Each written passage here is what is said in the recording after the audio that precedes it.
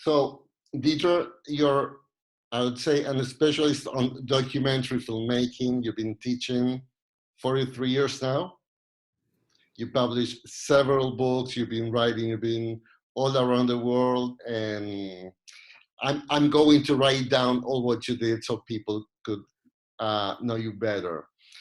My my question is, because we've been discussing in your classes all this idea about truth and reality. So how do you think media nowadays is dealing with the coronavirus theme, I would say, which is playing 24/7 all around the world, and social media as well? Do you have any comment on that? On that, of course, it's not about being right or wrong. Is what do you think about we are getting that kind of truth, if I may say so? Well, I think it's challenging to summarize this, because if I were only to look at the way the media in the United States is covering it, there's this polarity, there is this, political divisiveness, and there's, Fox News and disinformation and this, Trumpian platform for dividing and conquering. And then you have the rest of the media, which tries, I think, valiantly here to deal realistically and informatively, to seek out the answers, to get the data, to pay attention to the scientists. So you have this real disparity between these two poles. And that's talking about what we would before call journalism, whether it's film, television, or in print. But then you have, entertainment, where I think some of the most interesting things are arising in, late night television, and you have, the commentators who sometimes have a perception, perspective to offer that's couched in humor and also sarcasm, satire, the kinds of sort of literary tropes that I think we've always depended on in order to gain some kind of hold on what's going on. I haven't seen a lot yet of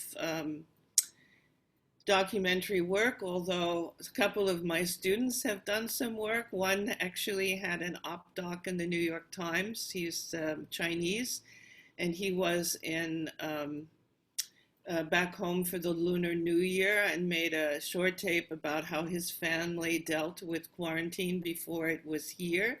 And so the New York Times put it there. So I think it's possible, if you're kind of looking around, to find a lot of different perspectives. But if you're looking at the dominant media, it's very much confrontational. One of the great things about social media is that we have access to what's being written and presented in different media forms, just zooming through Facebook. And I'm reading, things that are appearing in England, the Guardian, and I'm reading Le Monde, and I'm reading, I'm getting a much bigger, broader sense of the way in which the world is viewing this than I would if I were living 10, 20 years ago, before we had this kind of immediate access. So I can see the satire in France on Facebook, and then I can listen to Colbert on late night television. So there's a lot to be said for the richness and diversity and complexity, but in the end, I think we're all left in a state of terror and confusion. This morning I went and I had COVID-19 test done and antibody test done. This is 2.5 months now into lockdown. Mm-hmm. But I know that some of my students have had the virus, and I figure I've been exposed. And all the things I've read and seen and heard and in the documentaries on PBS, now that are telling us like what's happening in Italy, what happened in China, in Wuhan. You're left really having to sort through it all. It's very hard to know how to figure it out, but you have access to all of this information. So there's a lot to be said for, the plethora of media forms that are out there. But if you just look locally, like in the US, it's appalling. Fake news, fake media, the Trump, you know, um, divisiveness does not give one a great sense of confidence, and the decisions being made just add to that. But before I go to my question, are you okay? What happened with your test? Well, I'll find out in 3 days. I have to wait until next week. I went because I was curious. Mhm. I wanted to know. We're at a point where the US is making a lot of decisions, I think sometimes questionable, about resuming business. And I'm not so sure I believe that's the right thing. So I want to know how I am now before I try to do anything more. I'll stay home if I need to, and maybe I do, but we'll see. It was also interesting. The poor nurses, they couldn't find my blood. I kept telling them I was a vampire. 3 punctures before they could get any blood, and then I had the swab in my nose, and I thought, well, this is part of the experience. I have to write this down too. So I won't know for sure until next week. I like to know. I like to know. Okay. But whether you agree politically or not in terms of different medias, you thought of there were like 2 documentary schools, like or the most important ones, like cinema verite and direct cinema. Right. So in the first one, you interact with your subject. On the other one, you're like, And fly on the wall. yeah. But nowadays, it seems, and relating to media, it's different because so much information is going live, and also from iPhones or social media. So, what kind of truth do you think it's being created? I mean, could we say in a very simple way that that's more real,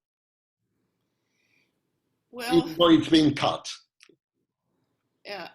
I mean, cinema verite was an homage, the term and even the concept, to Vertov, Kino Pravda, right?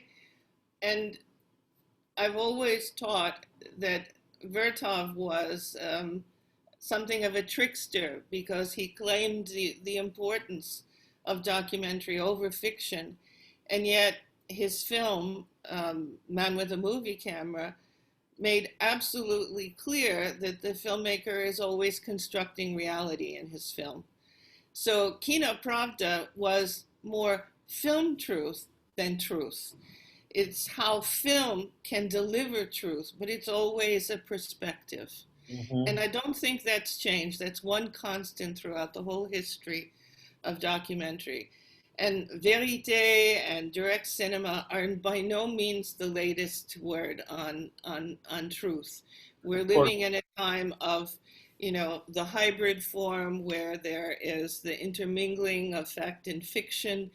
And I think some people may say, this is the source of all this problem around fake news and confusion. But I actually think it's a more honest way of acknowledging that there's a line that's really difficult to draw. And the filmmakers who draw your attention, like Vertov once did, to the fact that there is a relationship or an interaction between the two, gives the viewer or the spectator in whatever the medium is an opportunity to draw conclusions, but not to be complacent saying, oh, this is the truth, or if only it were done better, it would be true, because it's not about that. It's really about revealing the process. I don't know if I'm being as clear as I intend to, but I don't think that there is an absolute truth, but there is a filmic truth, and you can ask for that and for the filmmaker to reveal that in their work. But what kind of truth do you think it's been delivered and constructed through media, even though we now talk about fake news? Well, we've had propaganda forever, and propaganda is fake news by another name. It's a way in which you, I always like Abby Hoffman's definition, it's the projection of vision as reality, right?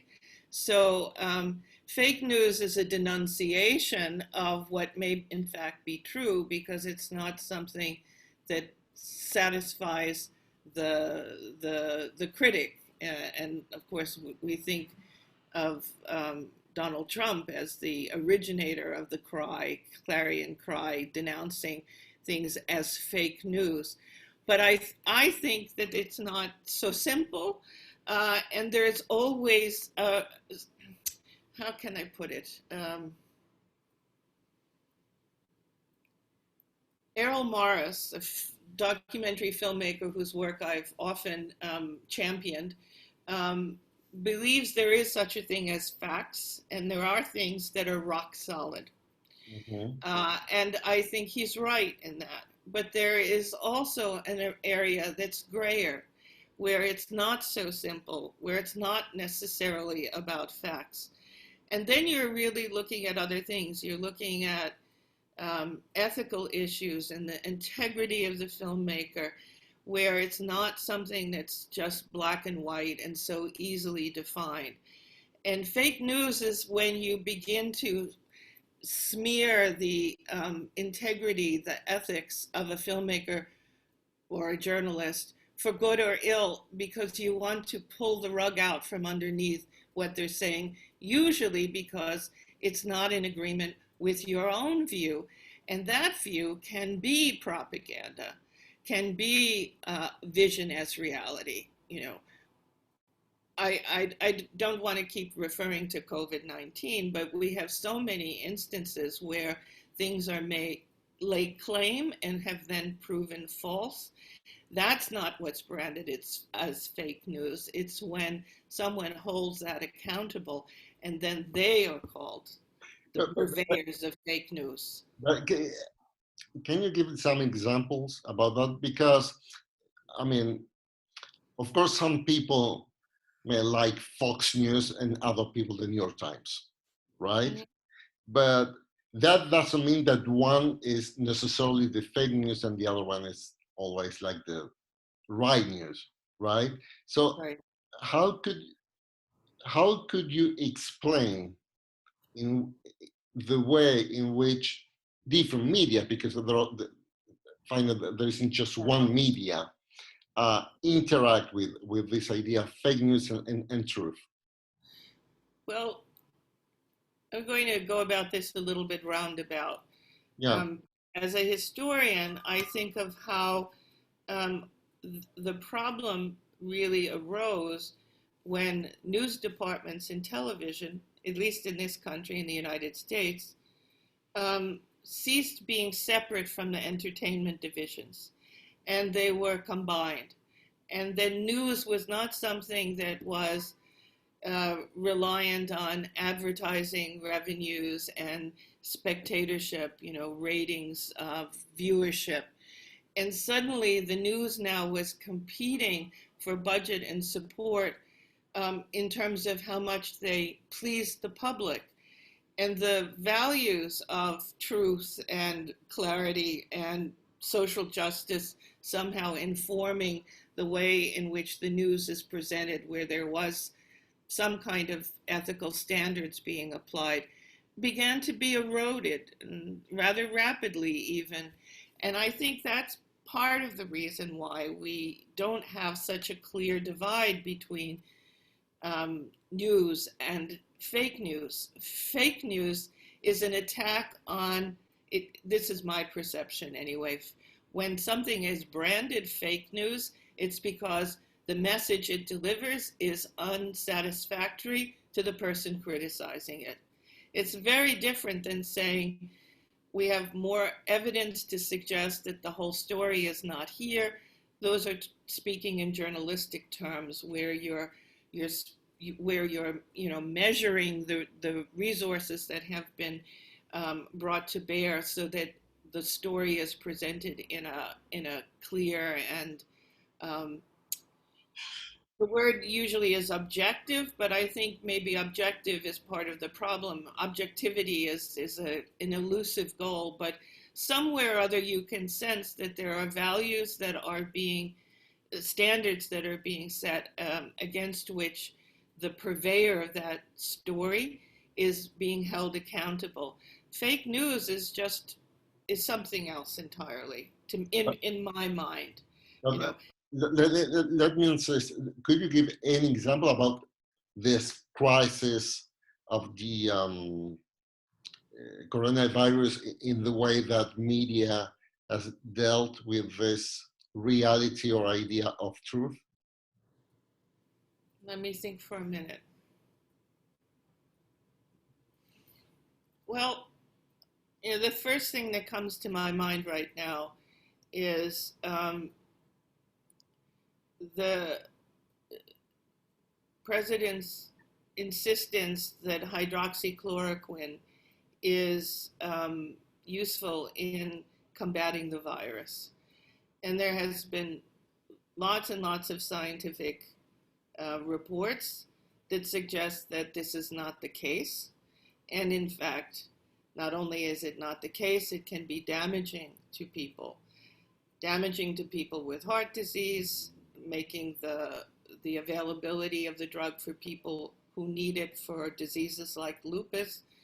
That availability is being eroded by people mistakenly using it, and Trump continues to assert that it is necessary for his own well-being.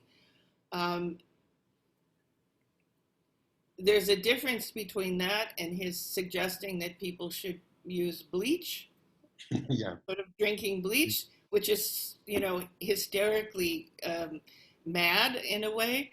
But the hydroxychloroquine seems more plausible, and that's where this dark area exists, because it seems like it could be true.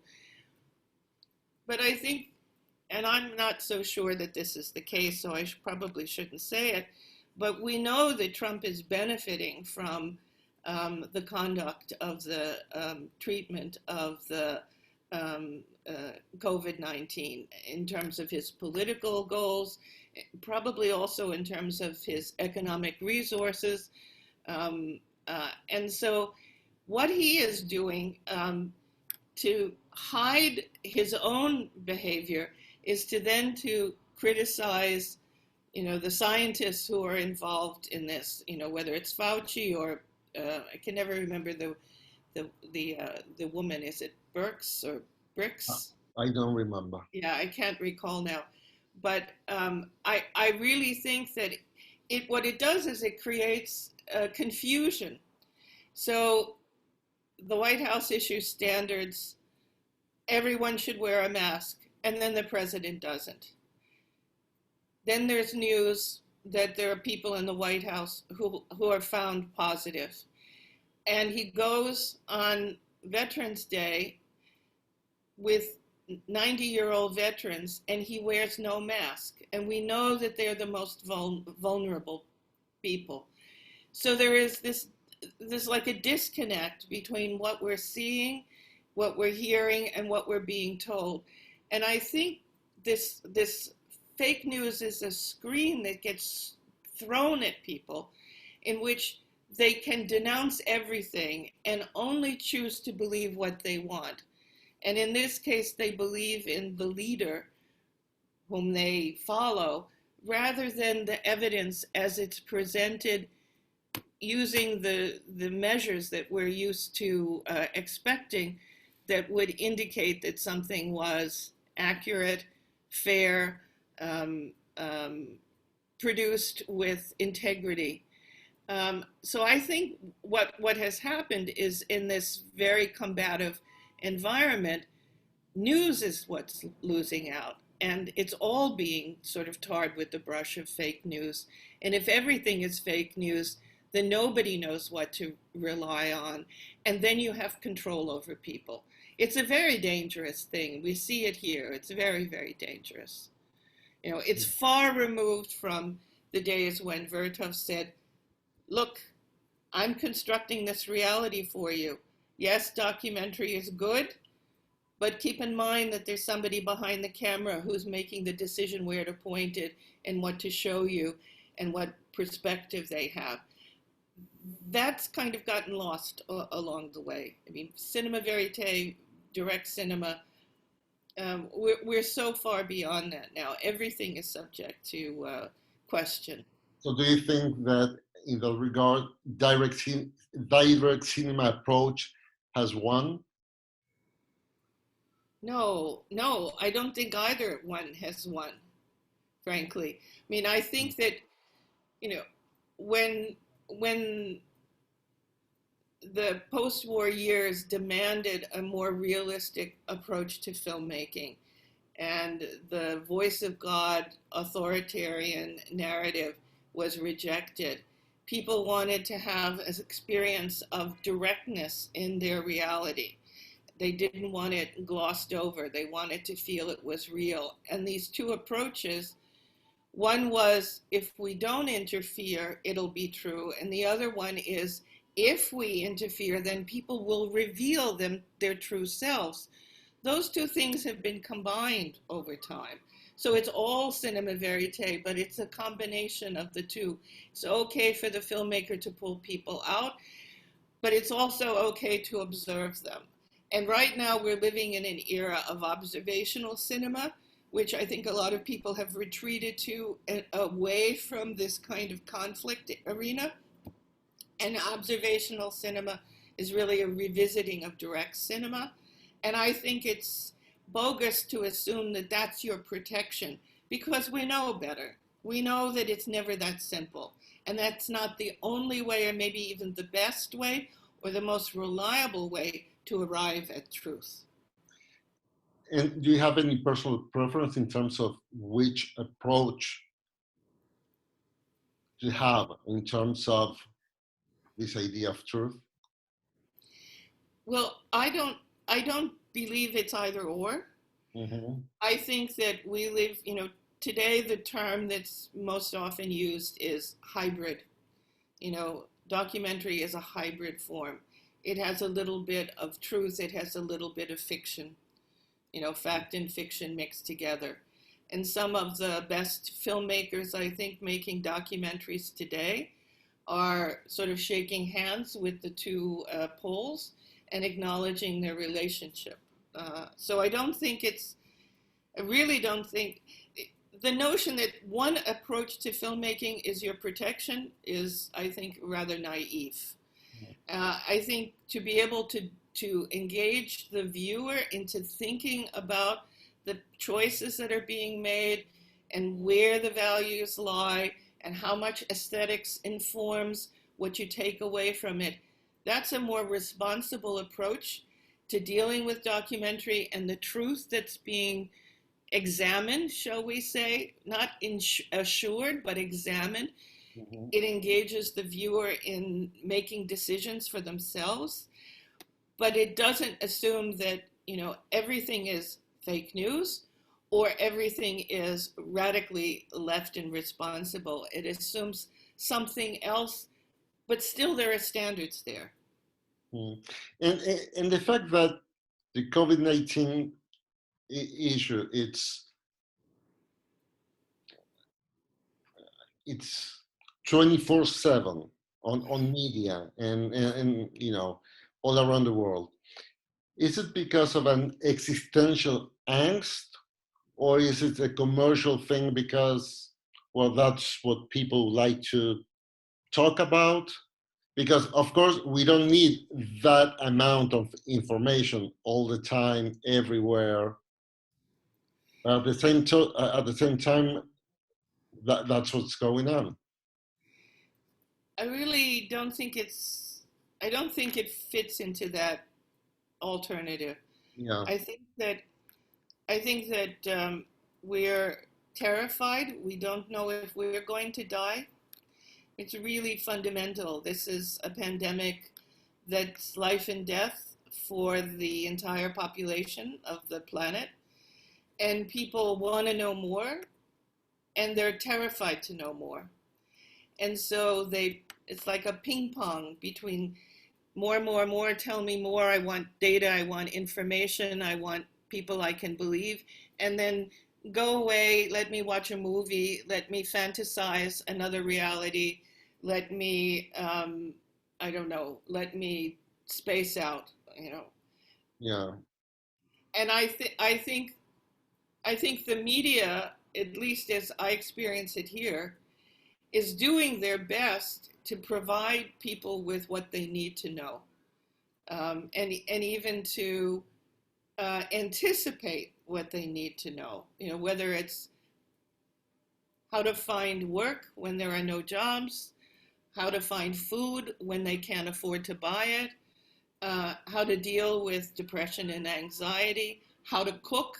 There's a whole generation that's never learned how to cook. They just have gone and gotten food from their local, you know, carry-out place, and suddenly now they're home and they have to cook. There's all kinds of needs that have nothing to do with, you know, who started the virus, as if one person or one country is responsible. The virus appeared and it was or wasn't handled well. But I think people are hungry to understand what's going on. And at a certain point, they become depressed, frightened, angry, and then they retreat from it. And I think the media is following it. It may sometimes be, you know, encouraging some of the extremes.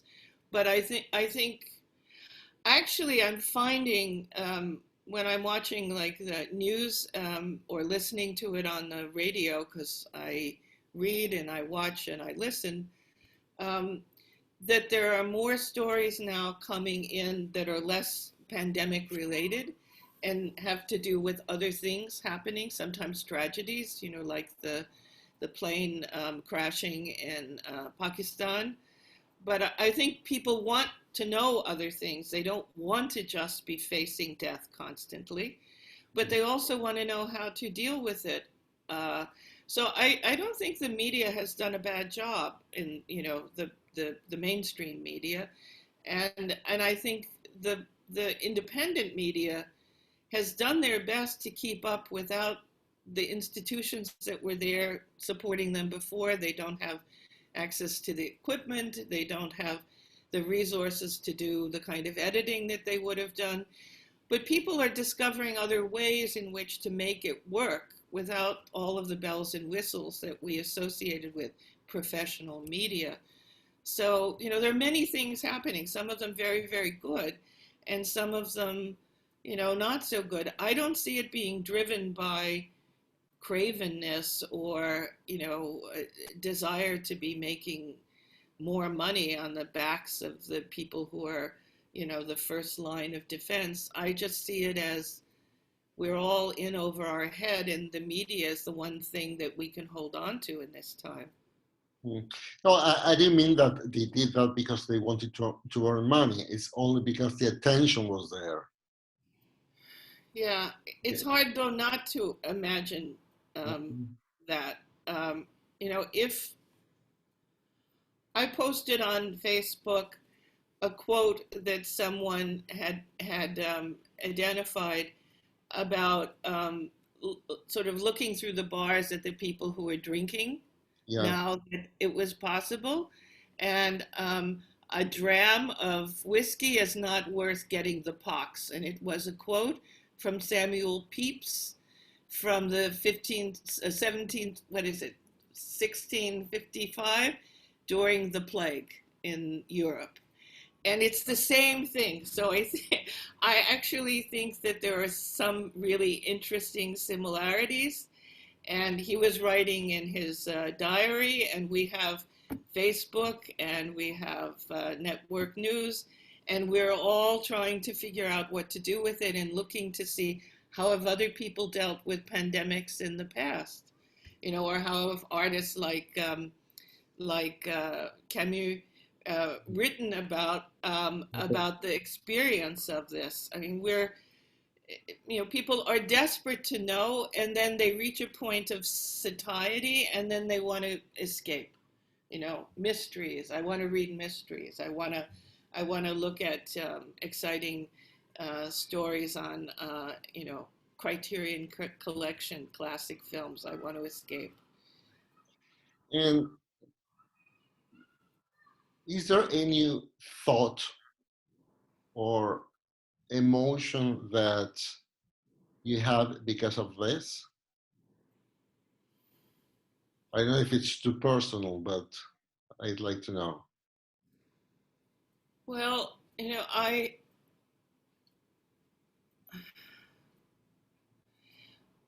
for 20 years now, I have been teaching a course called Death in Media. And I started doing it, I started being interested in the subject when I was taking care of family members who were dying. And I was looking for something to hold on to in my professional life that would help me deal with my own sense of loss and grief and the confrontation with death. And I find that this experience is one I've never had. It's like that experience I had 20 odd years ago, magnified to a phenomenal geometric level, because all of us are faced with the possibility of our own death right now. It's not an abstract thing. As I say in my classes, it's not an if question, it's a when question. And I've found, to be totally honest, that I feel far more vulnerable and emotional than I've ever felt in my life. I cry often, and I find my sense of the importance of other people in my life greater than ever. And I think that there is something really powerful and wonderful about this time, and something that makes death seem far more real. I have lost someone who I was close to, who died COVID related, and the not being able to go to the wake or the funeral was very difficult. Mm-hmm. And difficult for this man's family as well, to be separated. So I think we're all experiencing things that never before have we, individually or as a community of the earth, had to deal with. And it's a very amazing time. I think I won't know what this means to me until I'm way on the other side of it, and that might be in the sweet by and by, which is a line from folk music that refers to after death. I see.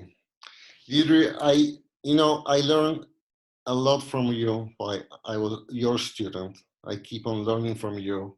And if you allow me so, I like to keep on talking to you in the future and repeat something like this. And I want to thank you a lot.